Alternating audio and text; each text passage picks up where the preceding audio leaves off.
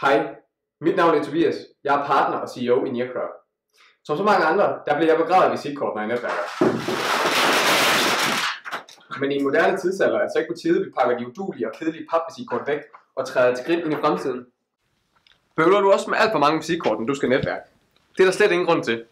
Ikke nok med, at de er vildt forældet, så ender omkring 9 ud af 10 visitkort også i skraldespanden kun en uge efter, at de er givet ud. Med OneCard-demoden, der har du kun ét kort at holde styr på. Det fungerer ret simpelt.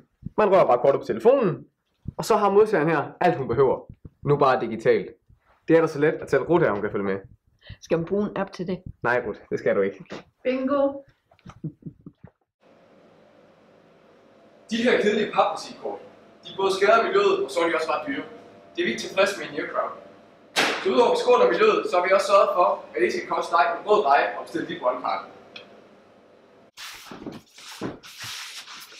72% de dømmer en forretning ud fra visitkortet. Så hvad nu anderledes, når du netværker?